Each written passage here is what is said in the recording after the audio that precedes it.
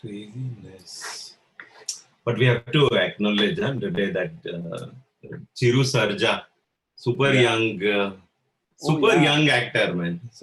I'm so bummed to see that. Okay, we are live.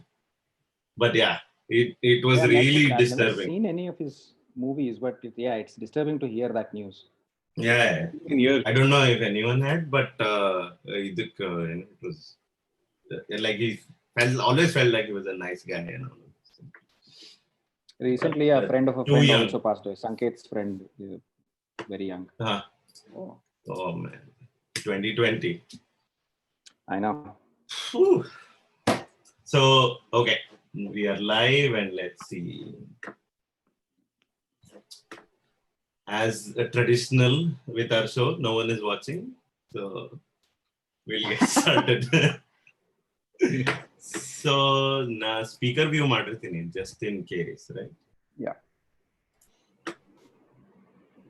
Just because this stays recorded and then people can scroll back. Now, chalu madanta and then we'll see. Let's just give it 5 minutes. Last time also, I'm putting it on my status. Maybe let's all do that. I'll send the link. I guess there is also a way to publish this link beforehand so that people join upfront. People join. Yeah, I think you can schedule and tell. So I think it's okay. Yeah.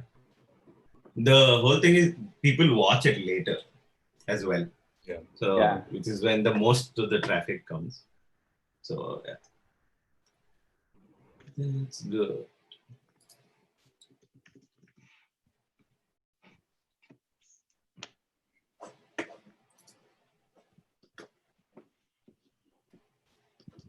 Yeah, we had some of our team members ask as well. So just okay. Then it on our internal group. I guess this is the first time Vikranth and I are doing something like this. Oh, is it? Yeah. Okay, then when I do it, then it's like this is like a feather in our cap. But also it tells us that you have no preset notions. Show and ring irbeku anta, so we can screw it up and still be like we can royally screw this up and it's fine. The best show of your lives being the first one. Okay, then Karthik and Vikranth, I'm sending you that link, the YouTube link. Oh, crazy. 10 people watching now. Seriously? 10 people? Yeah. Hey, retire. We must be this is the time. Famous 12, ever increasing number. Okay. Leave your questions and comments here. We will try and answer. Podcast. We can just trash talk and still be okay. Okay. All right. Welcome to StartUp Live, episode number 2. After like blockbuster success of episode 1, we are back to trash talk and also startup talk. So today we have the founders of the company DataWeave Private Limited, started in Bangalore. So let's jump right in. Hello, Mandar. Do you want to introduce the team? Hello, mic testing 1 2 3. ಕೇಳಿಸ್ತಾ ಇದೆಯಾ? Yes. Okay. So ನಮ್ಮ ಎಲ್ಲ ವೀಕ್ಷಕರಿಗೆ ನಮಸ್ಕಾರ. So yes, we have the founders of DataWeave on episode 2. Thank you for watching. I'm told that 12 people watching is like super success right now. Okay. So let me quickly introduce the company and these two guys over here, both very close friends of mine. Wonderful people and obviously running a very successful startup. So we will have a lot to learn from them, interesting stories to hear from them. So DataWeave is a retail analytics company. I'm going to just give you a general introduction. Of course, these two gentlemen will do the talking there. Retail analytics company that's now 9 years old. They celebrated their birthday in April. And Karthik, Bettadapura, Wave. Hi, and Vikranth Hey, hi. are the co-founders of DataWeave. Karthik serves as the CEO, and Vikranth serves as the CTO of DataWeave. They have now, diversified into multiple geographies, and they're doing extremely well, which makes me proud because I used to be associated with the company a few years ago. So there is that sense of pride that you're not only seeing your friends succeed, but you're also seeing a company that you are associated with in the past succeed. So with that, let me quickly introduce Karthik. Karthik is the CEO, got his master's in information technology from IIIT Bangalore, worked in a corporate environment. I'll let him do the talking on that front, and then jumped into this startup very early on. And Vikranth has a very similar story, graduated from the same school, IIIT Bangalore, with an MTech. I think 2 years junior to Karthik, 1 year junior to Karthik, and collaborated with him in their first job. And I think that's where the idea for DataWeave was born. So, gentlemen, over to you, Karthik. Let's hear from you first. Go ahead, maybe tell us a little bit about yourself, our viewers about yourself, and maybe then you and Vikranth can tell us the initial story, the initial journey of DataWeave. Yes, the first chapter of the show. What's your story? Okay, thanks, Mandar. Thanks, Vinay, for having us here. Yeah, I'm speaking about myself. So, born in Bangalore. Grew up in North Karnataka, Hubli, Dharwad, and then in Mysore.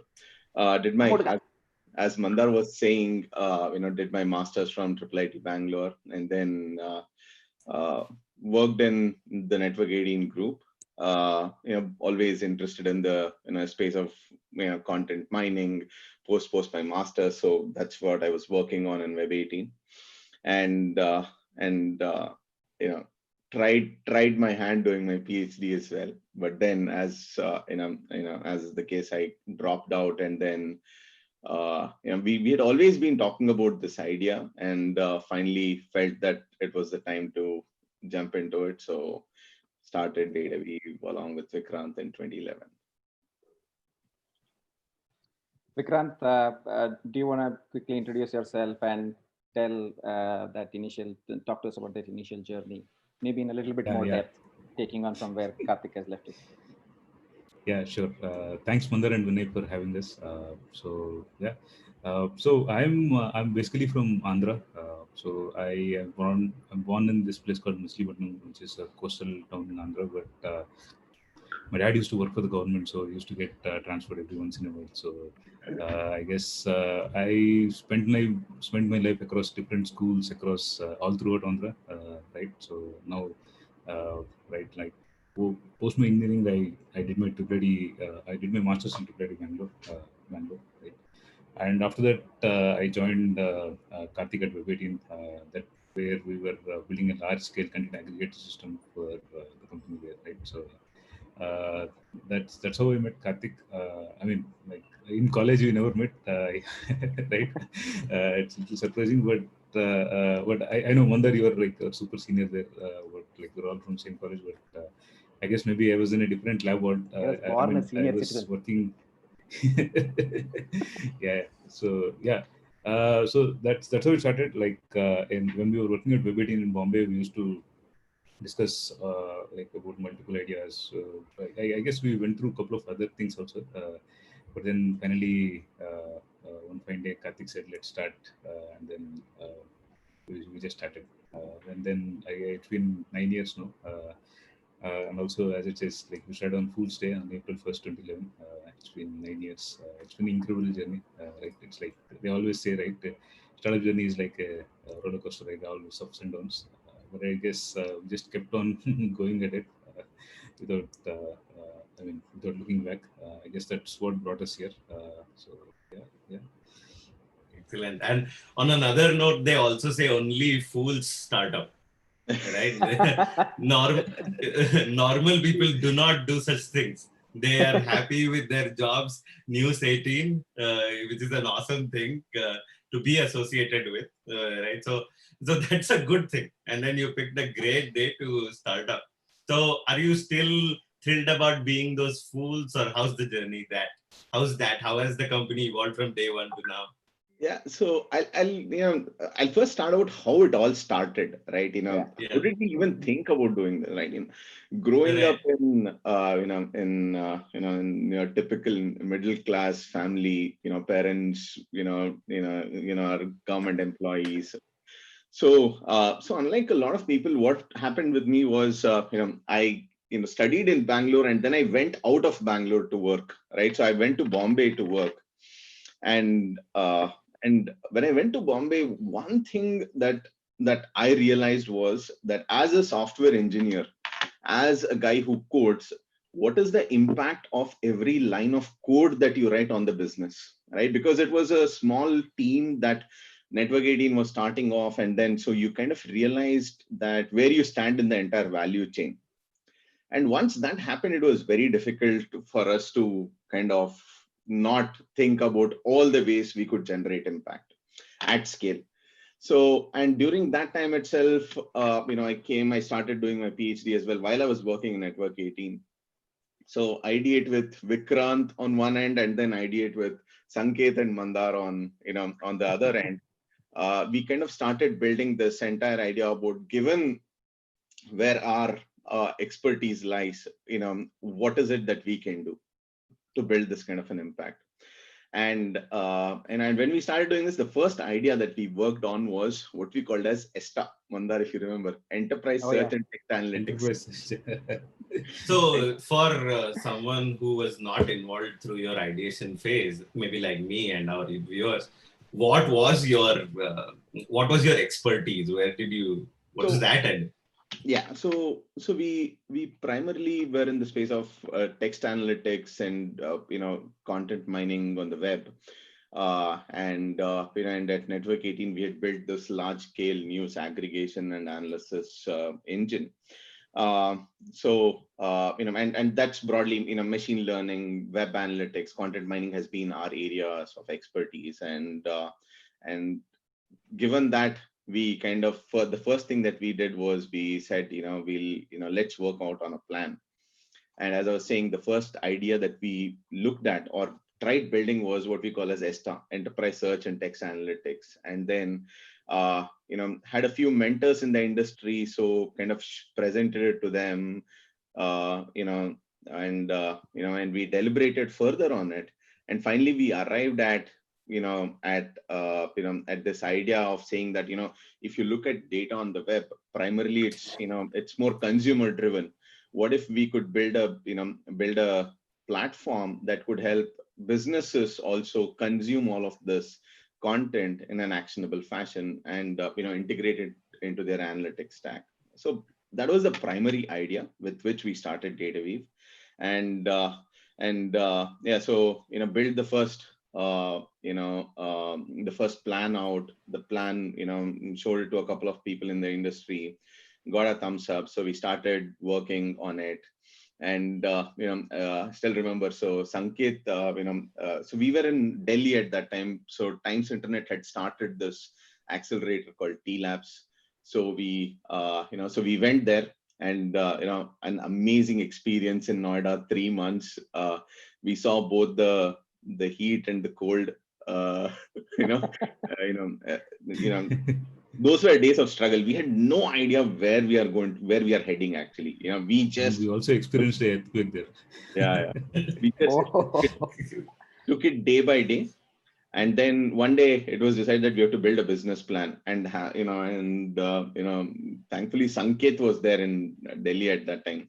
So Sanket came to the Times Group offices. So we started searching how to build a business plan, or and then we started building that plan out. That was the early plan, and from then on, 2012 was when the time we had built this platform out, and we started getting a lot of inbound requests from these retailers or e-commerce companies, right? So Times Group had a retail part called India Times Shopping at that time. We were read if all of those early days e-commerce engines were still humming at that time. So we started getting requests from them saying that, hey, you've built this platform out that helps us analyze these external factors. So can we look at competitive prices and merchandising, and can you help us there? Right.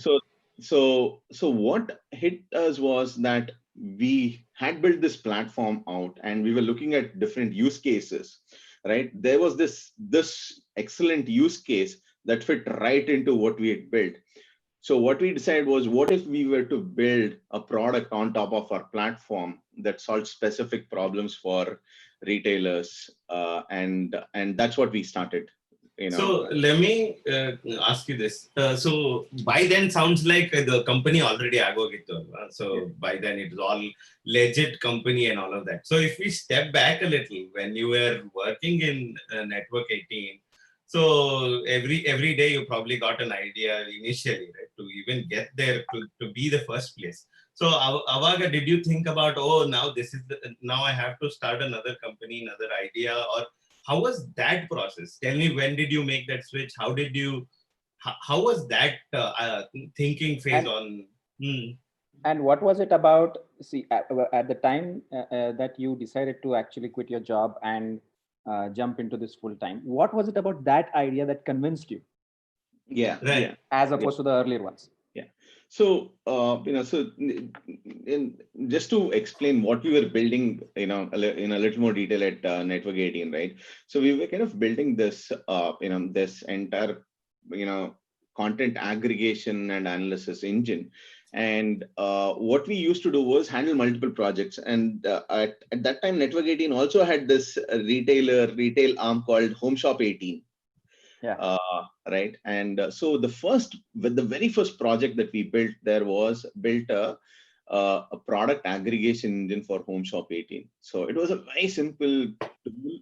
So any analyst in Home Shop 18 could search for a product across, and then the engine would aggregate all the product prices and availability across different retailers and just present it. And then we also worked on this news analysis engine where we looked at how news breaks out on social media or on other websites as compared to Network 18. Built some kind of a Google News kind of a clustering approach, classification engines.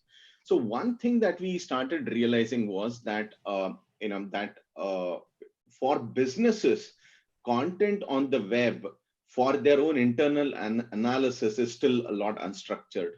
Right. And, the analogy that I give now is, let's say when you're driving your car, right, the car gives you details on what's the speed at which you're driving your car, what's the fuel level in the car. All of this is internal to the car, right? The car produces all of this data.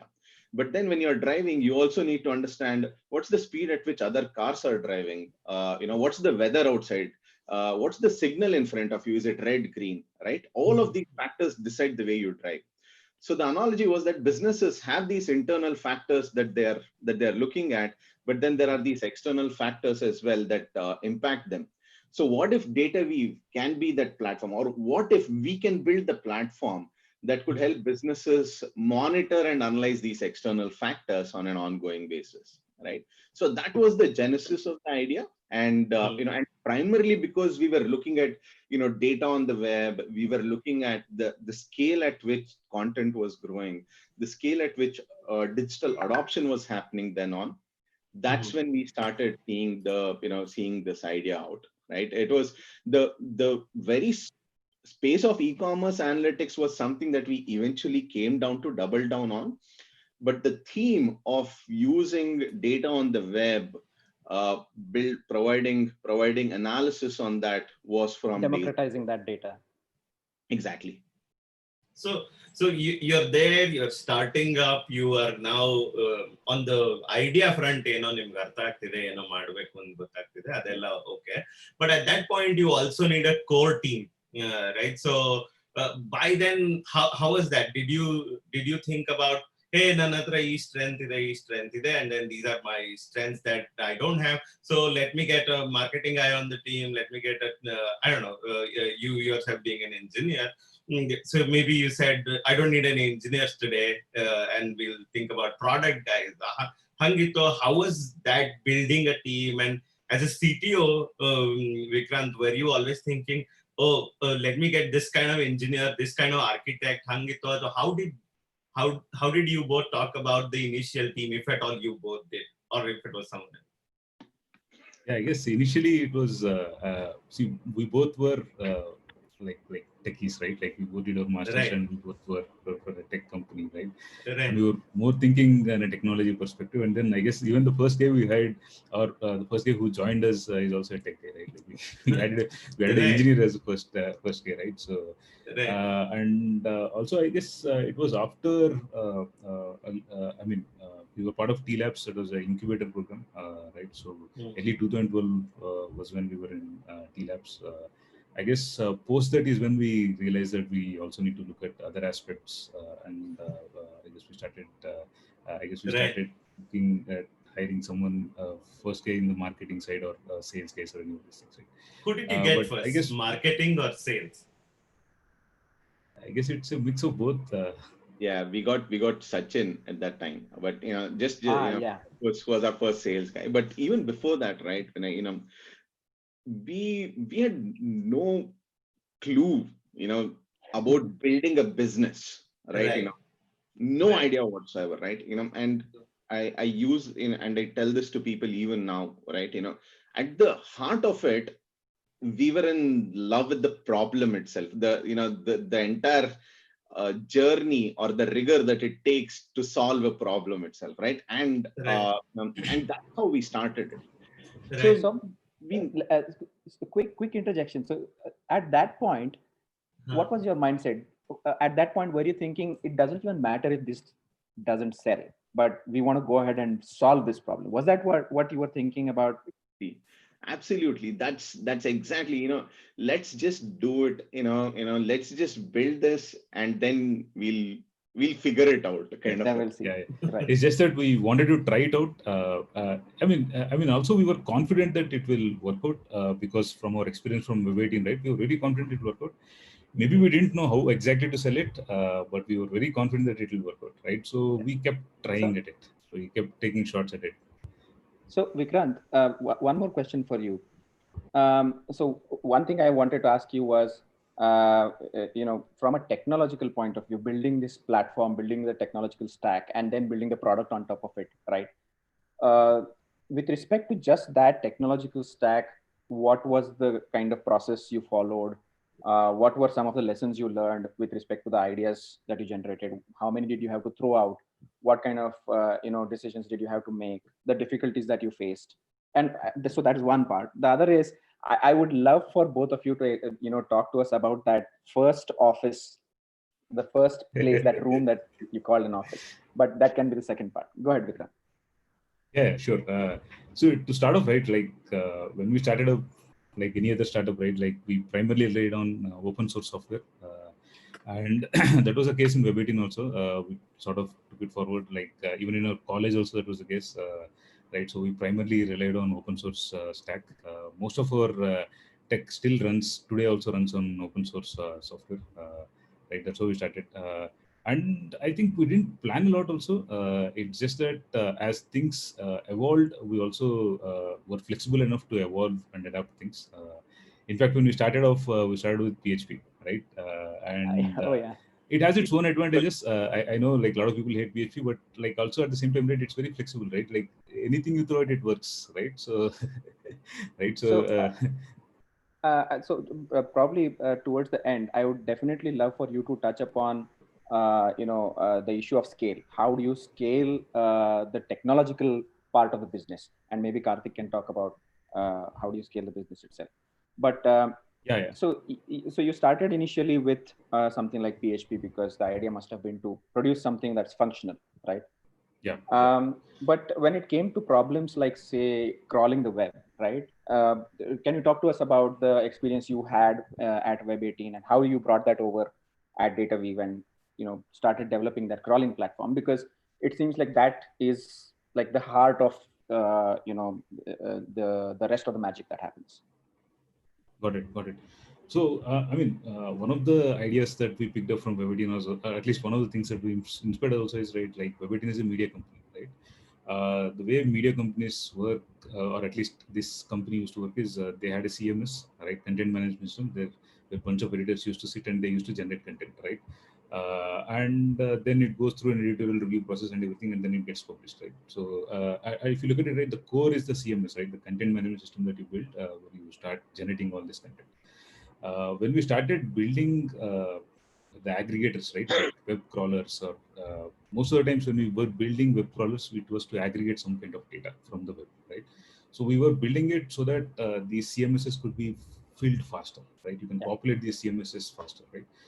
Maybe it doesn't apply to news a lot, but then there are a lot of other sections of Web 18 where things like Home Shop 18 or commodities control, where they used to call, literally they used to call businesses and get this data, right? Like spec data, spec sheet, and they used to enter it, right? Manually. Yeah, manually, right? And even prices, everything manually, right? So the first thing that we did there was actually start crawling these OEM websites and start pulling this data and then start populating these CMSs automatically, right? So that we could where they, I mean, we were enabling them to onboard more products quickly, right? On users. So we started doing that, and that's when it hit upon us, right? Like, I mean, we're just limiting to a specific domains, but then let's say, what if you double click on this, take a step back and look at the entire web, right? There's a lot of data that's being generated, and if you can build a platform that can uniformly aggregate this data at scale, right? With that idea, we started. We started with PHP, obviously, and then quickly we moved on to Python. I guess that's when Murthy joined us. Right, we started working with Python because we realized that Python has more community support, and then PHP has also slowly started coming down. There was Perl also. Support. Yeah, there is also Perl. So that was our first product matching engine that was written in Perl. I guess only after Sanket joined, I guess Sanket and you, I guess both Mandar and Sanket rewrote that Perl script into Python. Yeah, I guess Sanket took the lead, but for a very long time, Mandar also used to manage it, right? Like, I inherited Sanket's code. Yeah. And when it comes to scaling and all these things, right, I guess for us, it's more like a natural evolution that happened, right? Like, to start with, we never thought that, okay, it has to do this, it has to be efficient, all these things, but it was primarily for us to meet the business needs, right? And one of the things that we also took is the microservices approach. It could differ for different companies, but for us, it's like building these small units that serve a particular business use case, right? We started building them and then started integrating them, and then over time we scaled them, right? That's how it happened for us. So for non-technical, before we left at this is the company you have, and then that's the idea and all of those things. But I still want to know about, before you guys became a company, how did you compare your products to others, if any?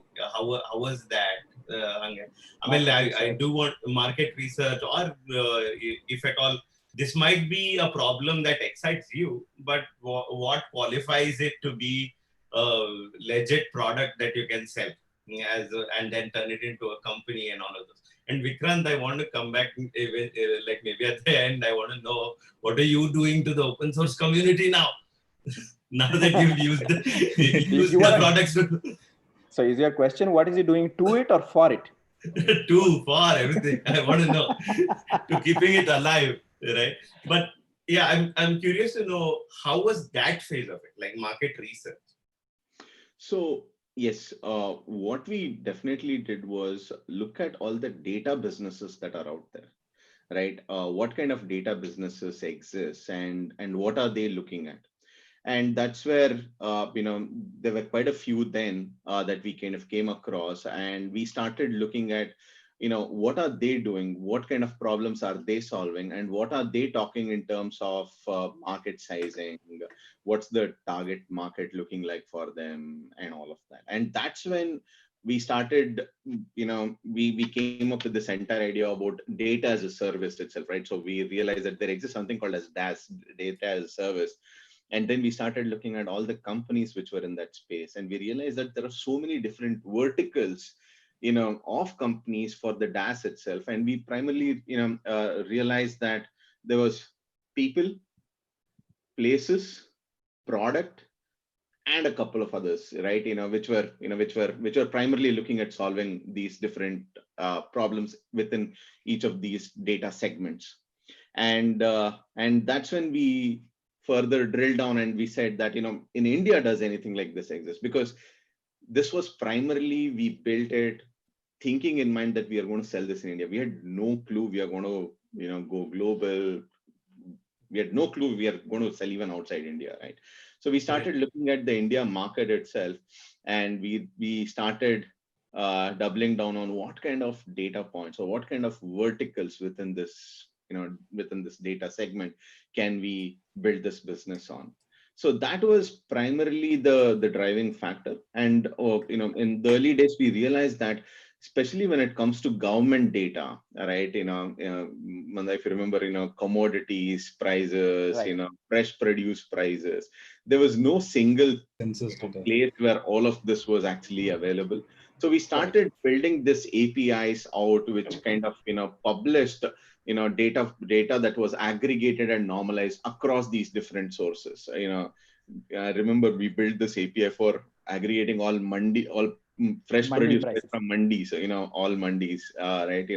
And then we built this, the product prices was another API that we built, and then there was this temperature and earthquake data for India that we kind of had built. So we kind of started delving deeper into what kind of data that exists on the web. That is temporal, that is changing, right? Every time you look at it, it's changing. Then it is spread across. It's spread across a lot of sources, right? And then it requires some kind of normalization broadly, right? That and that kind of a problem fit into what we were also building. So we started looking at more and more examples like that. Right. So now, Karthik, go ahead. Yeah, sorry. So Karthik, ಈಗ ನೀನು ಮೊದಲ ಎಸ್ಟಾ ಬಗ್ಗೆ ಮಾತಾಡಿದೆ, enterprise search and text analytics. ಆಮೇಲೆ you talked about that effort where there was you built this whole platform of APIs, right? Mandi prices, temperature and weather, and different various such data sets, right? Which essentially was your journey into data democratization, right? And then further along the journey, you focused on the online retail space. So along your startup journey, we would like to know from you, what kind of pivot points did you come across, right? At what points did you have to pivot your ideas and bring it to where it is today? How did that convergence happen? So more than a pivot per se, we started with a large set, and we kind of converged onto one big idea, right? So we were looking at all of these different sub verticals within the data space, and and then that was when we started getting a lot of inbounds from retailers themselves saying that, hey, can you solve this specific thing of competitive pricing and merchandising? And that's when we realized that, that was the time when e-commerce was taking off in India also, right? 2012, Flipkart was raising money, Amazon was supposed to launch, there was Snapdeal, so we had big money flowing into India, primarily in the retail space. And we started, converging on this idea of providing competitive analytics to retailers, because our platform fit excellently into this idea. And and that's where we started selling this, and by 2013 we almost had every retailer in India was our customer, actually, worth their salt. Anybody who had an analytics team was our customer. So Vinay, and also pretty much fact, everyone. If you look at the kind of services that we used to offer also, right? Like when we started off our website, like if you visited DataWeave.com, it was a bunch of visualizations and cool data sets, right? And then we started exposing these data sets as APIs as a service, right? Like where you could query these large data sets on the web itself, on our website. And if you like it, right, you could actually download it as an Excel sheet and maybe do your own research, or take the APIs and integrate in your own applications and start building, right? And one of the APIs was the product information API, right? Like which had details or information about all the products that are listed across all the e-commerce stores, right?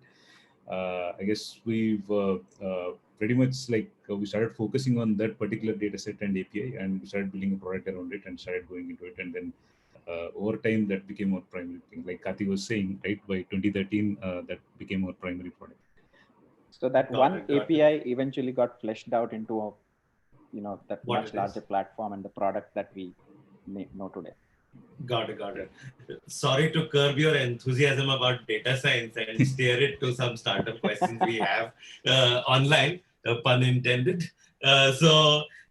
Moin Sharif is asking, how did you bring new journeys up to speed, freshers versus experience? And I want to know, at what time did that start, like hiring start, and how did you manage to bring them, onboard them and stuff? So the first thing is, just to, talk about our journey, right? So 2011 was when we raised, when we joined this accelerator. So we got some money then. 2013 was when we raised our first seed money.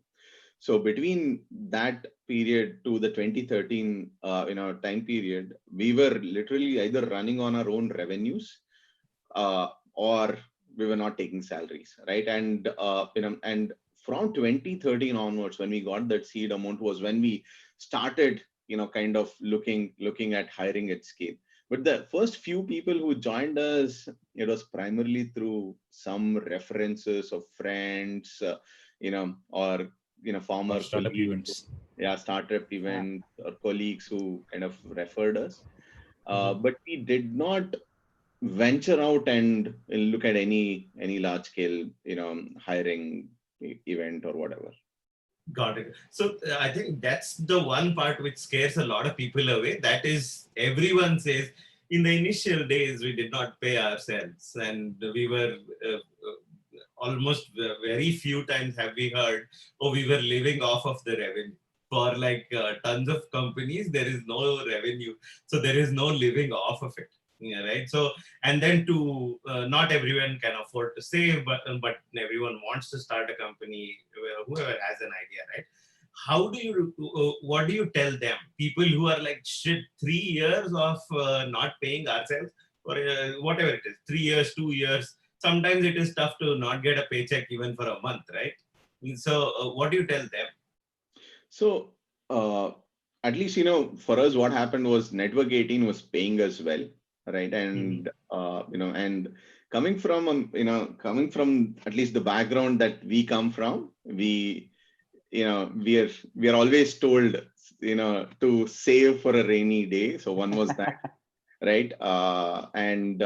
So we had money there. And, also it was, I had a, so my wife was, working as well. So that worked out for us actually. But, but the focus on revenue, I do want to say this, when I look back, in our journey, the focus on revenues was from day zero, right? Right. Who can we sell this to was there, at the top of our mind right from day zero, actually. So I want to cut you right there and ask why. You were supposed to be an engineer who doesn't think about revenue. On day zero, why were you thinking about revenue? So that's what Bombay did to us. Yeah. So as engineers, right? When we got into, when we got access to the CEOs of Web18, the CTOs, the marketing teams, the sales teams, and you got into conversations there, right? It was a small team, and the exposure that we had as engineers at that time, kind of, got in this importance of, of revenues, how do users pay, pay per click, all of those, models, so-called jargons, kind of started making sense to us. And we were right from day zero, we were always, kind of look that, that part around, hey, how are we going to make money out of this? Who can we potentially sell this to? Kind of always existed, because that is how all customer journeys were mapped out in our previous org. So that's what we learned. So, and also most of the assets there. Yeah, go ahead. Sorry. Right, like just to add to what Karthik was saying, right? Most of the assets that we are building at Web18 are web portals, right? Like in web portals, which are consumer facing, you get direct feedback, right? You immediately know from like back then Google Analytics and AdSense were the primary factors, and then team was, I mean, the management also was transparent enough for to give us visibility, saying, okay, this is how it's performing, and you need to take us here, and then we used to have good transparency and visibility and all these things, right? So we always, I mean, sort of knew that money is what matters. Like, I mean, the revenues is most important one of the things, right? And the other thing, right, just to add to what Karthik was saying, right, definitely you have to plan your finances better, right? So, and again, maybe I at least I can speak for myself. I didn't plan a lot. I was a bachelor back then, so I didn't think a lot. So when Karthik said, "Let's do this," I thought, so you didn't even get your, so you didn't even get yourself a working wife. What a bummer. One point that I do want to make here is, they say, right, it takes a village to raise a kid. So one thing, is, we've been helped a lot by our friends as well, right? When I say help in different ways. For example, I'm sure Vikranth also remembers this. Mandar actually got us a teaching assignment in Mysore, in one of the colleges. Right, and we were paid for that teaching assignment. And I still remember Mandar was also teaching a course there, but the amount that he earned, he said that I'm not going to take that amount, you guys take it, because he knew what we were going through. What we were going through, and he actually gave it to us. He said, like, you take it, like, I mean, that helped us a lot, right? All this seems like it was such a long time ago. Exactly. Yeah, but it's been a decade, Mandar, so yeah. Excellent. So a quick tidbit, exactly when he was teaching in Mysore, I was there, and then we met for a drink, and he even paid for the drink. So what a generous man we have here. So, the thing is, Mandar, did you have a question? Yes, but before generosity, there is no such thing as poverty. Right. I know. See, definitely, right. Basically, we were all part of that journey. Friends and family. We were all part of that journey, and these guys had thrown themselves into it full time, and they were doing. See, they had done something that some of us, some others wanted to do, but we couldn't. Right? They had given up their jobs, and Karthik is saying, he had a wife who was working, and Vikranth was saying he was a bachelor and everything. But in spite of all of that, the financial insecurity does play at the back of your mind, because you're jumping into it, you are taking a risk, because like Karthik said a little while earlier, right, there is this, so they've clearly had this switch from being engineers who were in love with the problem to then worrying about how do we sell this, right? And going through that journey and making your first sale and then beginning to live off the revenue is like a rather it's a tedious journey. So at that point it just felt like this is the right thing to do. So anyway, so going back to our discussion, so yes, so the support from friends and family, I'm sure. So I want to ask you, so later on, Vikranth did get married a couple of years after. I mean, so started. I mean, you don't have enough time also, right? Like I mean, end of 2011 is when I got married, right? Like, right.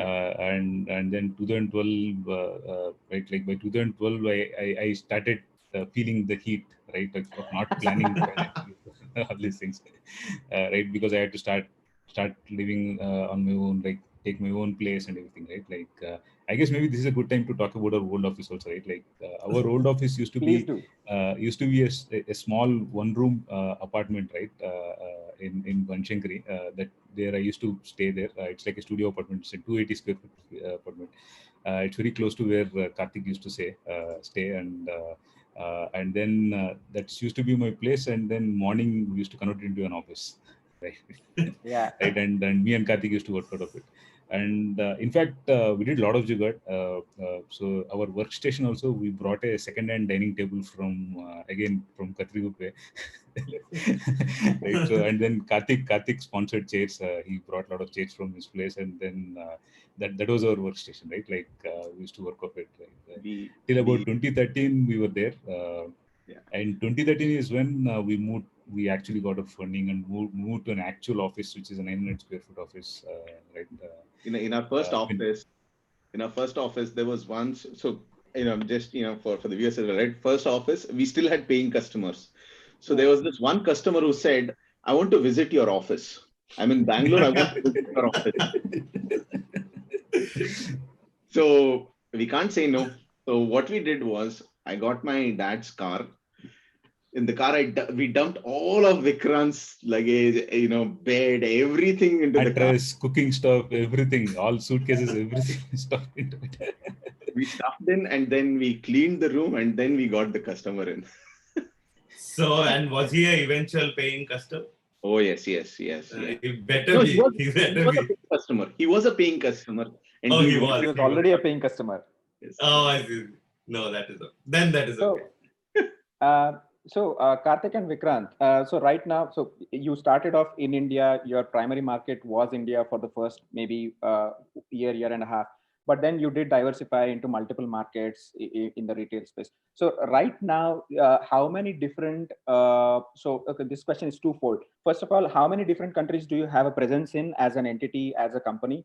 Secondly, how many different countries' websites do you currently crawl and aggregate data from?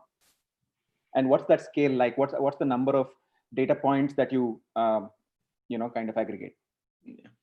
So we have now customers, or we are serving customers who are spread across around 18 to 20 countries. As in, some of these are global customers, actually, right? Global brands, and which are selling across multiple countries. So we are almost covering, serving them across 18 to 20 countries.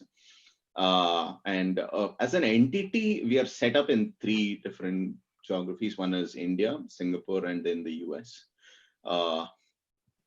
So yeah, the majority of the market currently is now in the US.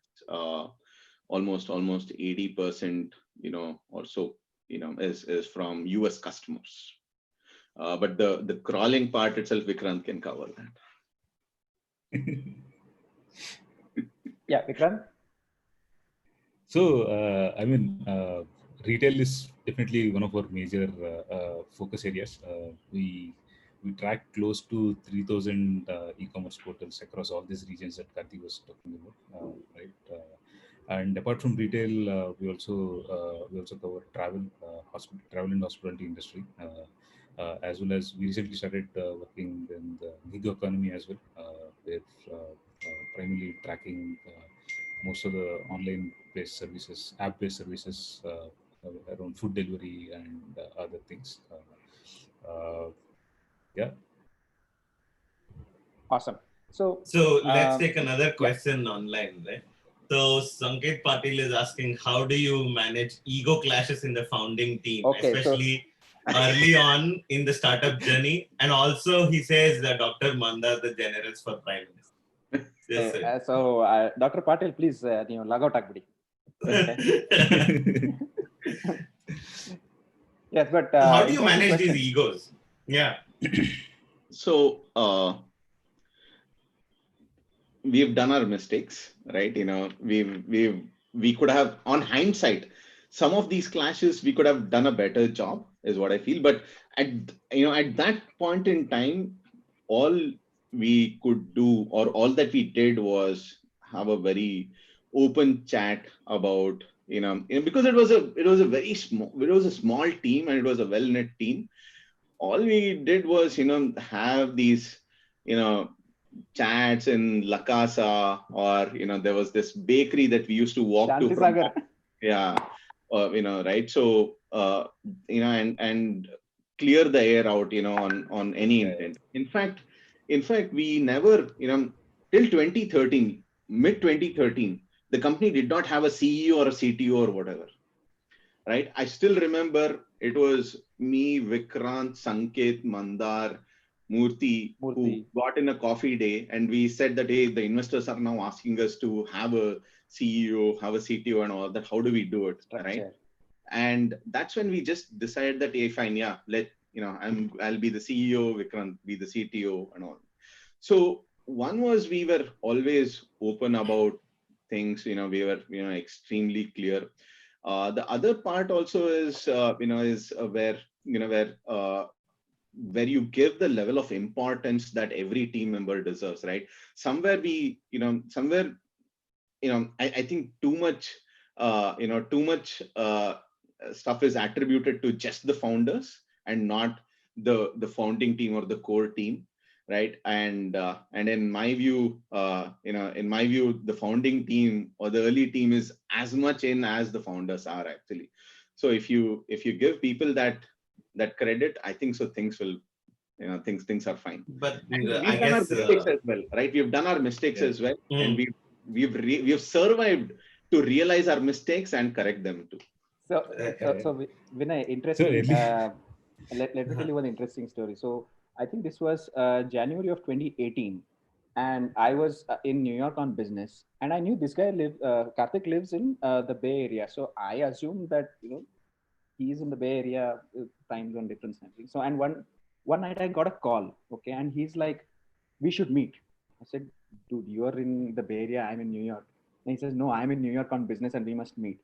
It was 11 in the night when he called, and it was freezing cold outside, but both of us wrapped ourselves up multiple layers. We went from one coffee shop to another. We spoke till probably 7 in the morning, and even then he kept saying the same thing. We talked about a lot, reminisced about memories and everything, and he said, in hindsight we could have done this and that, and we've made our mistakes. And back then I told him one thing, and I'm telling him the same thing again. Look, everyone makes mistakes, and I think it is important for startups to be a little compassionate to themselves. First of all, that's first and foremost, right? I think having been part of DataWeave, I can clearly say this. I feel proud whenever I hear about DataWeave, whenever I read about it, when I talk to Patil, who is being extremely unkind to me right now. So the troll online. Yeah, he's trolling me exactly. So I think you guys have done a fabulous job. Let's get that straight. Right. No, Sorry, and I have to add in here, sorry, Vikranth, that anytime I have talked to Mandar, I can see that he's so proud of the team, and I could call Sanket a troll because I've heard so much about Sanket as well. So it feels like I know the entire DataWeave team. Can you please do that? Can you please do that? So that is what it is, right? So I've heard so much about the team, so that's also making it fun. But go ahead, Vikranth. Yeah. So just to add to what Karthik was saying, right? Like we did our own mistakes, and then we used to. I mean, we had our own fights, right? Like and when it was a small office, it used to be an office, and then when we were in that, in that 2013 in a bigger office, right? Like we used to have a terrace, right? The terrace used to be our conference room. Like whenever we were a fight, like let's go upstairs. No meeting. Right. No when meeting the rooms rest of the outside. team Like, saw these 4-5 guys go to the terrace, they knew something is on fire. And we used to go upstairs, and then we used to hash it out, right? But then, to date also we still disagree to things. But then the thing is, I guess maybe since we are techies, right? We also like iterative design. We also iterated over all these things, and like maybe are in a better place where we learn to deal with things, right? No, awesome. That I think it is great that you could, at least like Karthik said earlier, if you can talk it out and solve a lot of problems, that is great. Here we have another question. Sandesh PS, he's asking, how was the journey of getting the first customer? Were there any rejections early on before getting the first one? Did at any point in time thoughts like dropping off past your mind? So our first customer, we've had lots of rejections, right?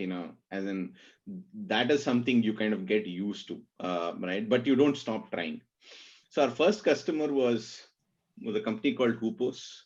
It was in the baby products category. It was selling baby products, and they were paying us 6,500 rupees a month, right? Or close to around $120 odd dollars, $100 right now. So they were paying us that kind of a money. That was our first customer, and that came in through us hustling our way through a couple of investors in some startup event, and then they introducing us to these guys. But yeah, so the early days we faced a lot of rejections, but that did not broadly deter us, right? We still checked along because we knew we were solving a problem, right? And when you're solving a problem, and when even one customer comes up and says, hey, I'm going to pay you for this, right? For you solving this problem for me. From that point on, handling rejections become extremely easy, right? Till getting your first customer, you still have this doubt that, hey, are we solving a legit problem? Are we solving a problem that customers are willing to pay for and all? But the moment you get your first paying customer, from then on, you're up for the journey actually, right? You know there is this problem, there's at least one customer who can pay you for it, and from then on it's your regular sales motion. So taking it from there till today, did I get that right? That DataWeave is a Series A company. Is that right, or are we Series B? Series A, right? So, and having been part of a couple of Series A sort of startups, one of the things that's on your mind is also how do you manage money? What is your runway? Do we have that constant thing, or how does that work? At least I'm not very aware of the market that you are in. So how does that work for you? I've been mostly in devices, just so you know. So that's the context. Yeah. So we have a very able CFO as well. So his name is Sajid Singhi, and he's brought in a lot of these best practices. A couple of game changers for us, right? One was till almost 2014, right? We were just selling in India, and we got an entry into Southeast Asia through a very large retailer then, who was, and he was paying us almost $80,000 per annum actually. And that was our first big customer that we got, And from then on, we were thinking, hey, where do we, which is a large market, right? And, 2014 came to the US for the first time. That's when I met our current president and, the guy who heads all sales and marketing, Chris Tyagarajan. He first came in as an investor. He's, built large enterprise sales teams and all that. And he came in first as an investor, and then he took a full-time operating role from the US itself. He's based out of Seattle. So that was a big pivot that happened for us. That was a big game changer, where right from having no clue on how to launch in the US or how to launch in this large market to having a beachhead here in the US, right? That journey got covered in almost 3-4 months actually. So that was a game changer for us. We had one beachhead here so we could say, hey, we have a representation in the US actually, right? So from then on, we got in the entire regular sales motion and all of that. But from our early days, as I was saying, we were revenue conscious, right? We were always looking at, hey, what kind of revenues we are earning, what's the growth, and almost always, the middle class mentality of saying that you can, spend as much as you earn or whatever that is, right? So we used to know. Yeah, exactly, right? So we had a very clear idea on what's our burn looking like, so basis this burn, what's the runway looking like, and if this was the runway, then when should we start, our next fundraise process, what kind of revenue target should we hit? So that rigor, that discipline was there early on itself, and that continues to be there. Right. So this is one of the strange things, right? For an early stage startup to have a CFO, and then you say you got a CFO in like 2014, which is way early in your life cycle. So sorry, the CFO we got him in late 2020, early 2017 actually. But we had a CA, who used to basically we had prepared this Excel sheet that we wanted to look at every week, every month, and all these metrics were entered by the CA, and it was shared across all the founding team members. So we realized where we stand. Excellent. So that is something that a lot of startups miss out on, is looking at their finances early on, and then they end up where they are, right? Where 80% of the company shut down for mishandling the funds, right? So that is, Mandar, were you going to ask something? Yeah. So I think we're nearing the end of our hour also. So there are two questions I have. I don't want to let Vikranth go without asking that. All right. So I also have a question for Vikranth, but I have a matching question for Karthik as well. So Vikranth, for people who are now aspiring to startup or be a part of an early stage startup, right? What advice would you give with respect to the kind of technology vision that they need to have if they want to kind of help a startup grow or grow one themselves? What kind of technology vision? How do you prepare for it? What do you do? Got it. Got it. Yeah, I guess it's more to do with the idea of the startup, right? If it definitely interests you and if it motivates you, right, you should just go ahead and try it out, right? Especially if you're trying to join a startup, right? So I guess the more important thing is connect with the idea and also talk to the founders and if you're able to build a rapport with them, like them, I guess nothing like it, right? So. That's one thing. And then if you're planning to start up, right, I guess there's a lot of material available. Also, it's primarily to do with multiple factors, right? Back then, when we started in 2011, I guess there was very little on the web as well, and also in the startup community. But now we have good support in the entire community and everything, right?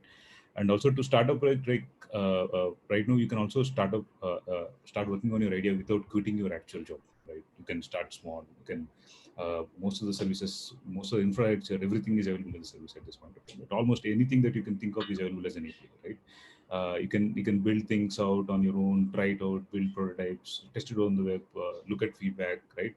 And then if it works out, and then maybe I mean, once you start working on it, you'll understand when to take that jump, right, and start doing it on your own. Right? Just imagine even things like this, right? Now it's a click of a button where you can integrate a Zoom call and do a live YouTube thing, right? Like, right? I mean, maybe 10 years back, then maybe you need to write some code just to integrate these two things, right? Right. So things are changing all through the always, but broadly, I mean, if you want to explore your idea, there are a lot of resources available, right? You can just try it out on your own. Right. So on that note, given where you are now, so I want to bring back that open source question because that is something that has always bothered me. That startups milk the shit out of these open source softwares early on, and then never look back at them and only start buying these premier product and iPhones too, right? So, what is a startup's responsibility towards open source community? That is Vinay Bharadwaj doing hard-hitting journalism right now. News 18 presence. Yeah. I mean, there are a couple of things, right? Like, I mean, two things, right? One is if you can contribute back in bits and pieces, that will be great, right? If you can do it, or if you can take a module and contribute back, that will be great. And also, I mean, even if you're not able to contribute back, right? Like, you should not stop using, right? Like, just the fact that you're using it itself promotes it a lot, right? I guess we are not at a stage where we haven't contributed anything significantly at this point of time, but that's definitely on our roadmap, and it's one of the important roadmap items for us, right? And do it's you not have that we literature? Got it. Yeah, so it's not that it's not always true that people move out of open source software and move to something enterprise, but it doesn't always work out that way. But we still continue to. I mean, even today, like I would say, more than 95% of it is open source, and then maybe the rest of it are some API services that we use, which are as pay-as-you-go services. But majority of the stack is still runs on open source software. The fact that we are using it, running it, itself is a way of contributing back. But definitely, maybe there will be a time in future where we will also start contributing as through small ways or through certain modules to the community. Got it. So, and for technical and non-technical, have you maintained, say, your best practices or etc. over a blog or something like that our viewers can go check out? We do have a blog. You can check it out at blog.dataweave.com. We do have some of the technical aspects covered there. A lot of them are also around marketing, targeted primarily for marketing and case studies that we have done for the customers. But we do have technological presence in our blog as well. Got it. So, given that we have just a few more minutes, we'll wrap this up. But I do want to know should you always, as an entrepreneur, should you always look to startup and only in your area of expertise, or is it okay to think about anything and then would the journey still be the same? So it actually depends, right? What I've also, along this journey, I've also seen a lot of other entrepreneurs, right, who are excited about starting a business because they know Right. the process or the motion that it takes to build a business, right? So for them, yeah, definitely, they can look at DataWeave, and tomorrow they might be looking at another. The the the basic the fundamentals of building a business are almost the same throughout, right? You look at solving a certain problem, then you look at how do you monetize it, and then you look at how do you monetize it at scale, right? Broadly, that's what it is. For us, it was more around, we had no clue about how to build a business. Actually, we knew Right. how to solve a problem, right? We had to learn how to build a business. So for founders who are looking to solve a problem and who want to build a business, starting in their known areas always helps. But if your expertise lies in the area of building businesses itself, right? Mhm. You can be looking at very different problem statements. So, one question. This is slightly maybe philosophical. As founders, right, what would you recommend to others? What would you think are one or two things that founders need to be self-aware of, right? What is it that you need to watch out for within yourself if you're on this journey? One is keep your ego in check. Because